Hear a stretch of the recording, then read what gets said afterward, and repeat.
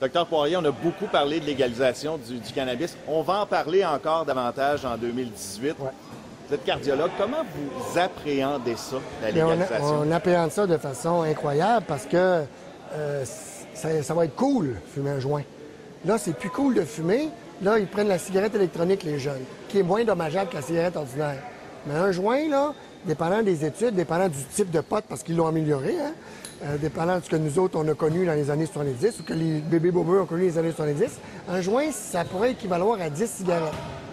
Et dans certaines places, on a vu une recrudescence de maladies coronariennes où ce que c'est légal chez les jeunes. Quand on dit que ça a un effet sur le cœur, jusqu'à quel point? Ça a un impact, mais c'est 10 fois une cigarette. Ouais. Alors, ça a un impact au niveau pulmonaire, ça, je vais laisser ça au pneumologue. Ça a un impact au niveau psychiatrique, je vais laisser ça au psychiatre. Au niveau cardiovasculaire, ça peut créer de l'athérosclérose, donc du cholestérol dans les artères de façon précoce. Ça peut faire un vasospasme, donc une crampe des artères du cœur. Et ces gens développent une maladie coronarienne jeune et ils vont développer des infarctus. Est-ce que vous craignez justement cette augmentation-là significative? C'est clair. Oui. C'est dans la littérature scientifique, de plus en plus, on en voit. Des problèmes cardiaques? Oui. Et là, on a demandé aux gens du Colorado, parce que moi, j'ai été formé au Colorado et depuis 3 ans, c'est légal.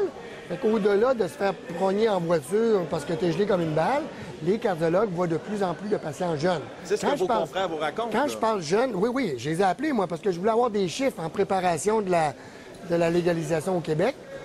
Parce que l'Association des cardiologues du Québec, tout ce qui se fume puis qui se brûle quand tu le fumes, c'est pas bon. OK? Fait que ça, c'est notre position à l'association. Sauf que là, je voulais avoir des chiffres, puis les gens de la santé publique du Colorado vont sortir les chiffres. Parce que quand que je parle de jeunes, là, je parle pas de jeunes de 60 ans et moins, là.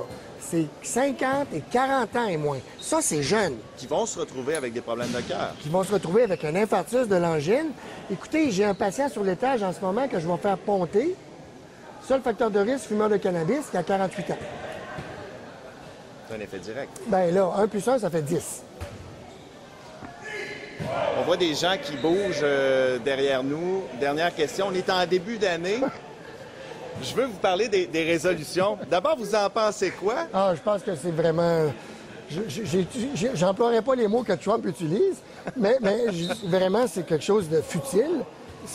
Les résolutions changent un peu. Quand tu es plus jeune, tu veux gagner à l'auto. Quand tu as des cheveux gris, tu veux avoir la santé.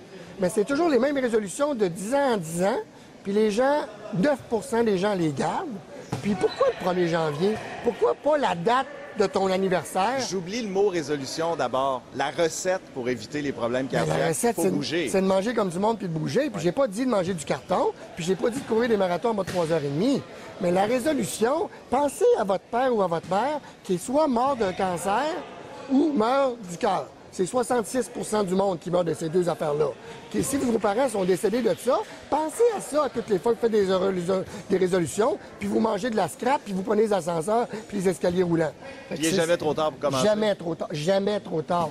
Un fumeur qui arrête de fumer, OK? Après 3 ans, peu importe depuis combien de temps qu'il a fumé, puis combien qu'il a fumé, je parle pour le cœur. Après 3 ans, c'est comme s'il n'avait jamais fumé. Docteur Poirier, merci beaucoup. Merci.